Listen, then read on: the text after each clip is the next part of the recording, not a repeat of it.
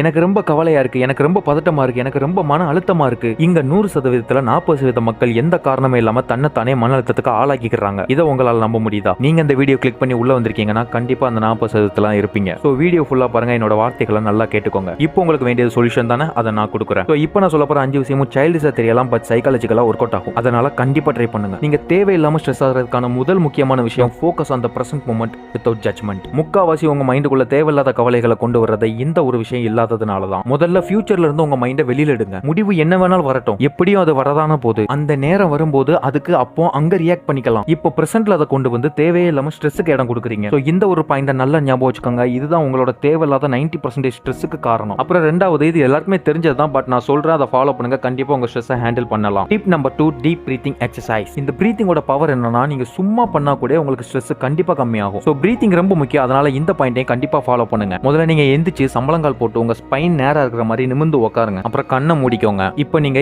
8 count பண்ணணும். அதுல முதல் 4 கவுண்ட்ல என்ன பண்ணணும்னா, மெதுவா மூச்சை உள்ள இழுங்க. 1 2 3 4. அடுத்த 3 கவுண்ட் உங்க மூச்சை ஹோல்ட் பண்ணுங்க. 5 6 7. அப்புறம் 8வது கவுண்ட்ல பட்டுன்னு வெளியில விடுங்க. இதை அப்படியே ஒரு 5 to 10 டைம்ஸ் ரிப்பீட் பண்ணீங்கன்னு வைங்களேன், கண்டிப்பா உங்க ஸ்ட்ரெஸ் குறையும். அப்புறம் டிப் நம்பர் 3, இது கொஞ்சம் டிஃபரெண்ட் ஆனதுங்க, ஃபன்னியானது, ஆனா சைக்காலஜிக்கலி கண்டிப்பா ஒர்க் அவுட் ஆகும். Progressive muscle relaxation. இதை சுருக்கமா சொல்லணும்னா, பிசிக்கலி உங்களை நீங்களே டயர்ட் ஆக்குங்க. அதுக்கப்புறம் உங்களுக்கு நீங்களே ரெஸ்ட் கொடுங்க. உங்களை நீங்களே டயர்ட் பண்ணிக்கிறது எப்படின்னா, லைக் டான்ஸ் ஆடுங்க, ஒரே ரூமுக்குள்ளே ரவுண்ட் அடிங்க, ஜம்ப் பண்ணுங்க, உட்காருங்க, எஞ்சிங்க, கீழே படுத்து உருளுங்க, கண்ணாடி முன்னாடி நின்று ஏதாவது ஆக்ட் பண்ணுங்க, சிரிங்க, அழுவுங்க, ஹேண்ட்ஸ் அப் பண்ணுங்க, ஹேண்ட்ஸ் டவுன் பண்ணுங்க. இது எல்லாம் பண்ணிட்டு டயர்ட் ஆயிட்டு அப்புறம் போய் ரெஸ்ட் எடுங்க. கண்டிப்பா உங்க ஸ்ட்ரெஸ் கம்மியாகும். ஸோ இதையுமே அப்ப கண்டிப்பா ஃபாலோ பண்ணுங்க. அப்புறமா டிப் நம்பர் 4 என்னன்னா, விஷுவலைசேஷன். இது கொஞ்சம் இன்ட்ரெஸ்டிங்கான ஈஸியான விஷயம். ஆல்மோஸ்ட் நம்ம எல்லாருமே பண்றது தான். ஜஸ்ட் கண்ணை மூடிக்கிட்டோ இல்லைன்னா சப்ஜெக்டே இல்லாம ஃபோக்கஸ்லெஸ்ஸா ஒரு பாயிண்ட பார்த்துக்கிட்டே மைண்டுக்குள்ள ஒன்று ஓட்டிக்கிட்டு இருப்போம்ல, அதுதான் இது. உங்களுக்கு பிடிச்ச ஒரு சிச்சுவேஷனை நீங்களே உங்களுக்குள்ள கிரியேட் பண்ணுங்க. அதுல நீங்க பார்ட்டிசிபேட் பண்ணுங்க. உங்களுக்கு பிடிச்ச மாதிரியே அந்த சீன்ஸை கொண்டு போங்க.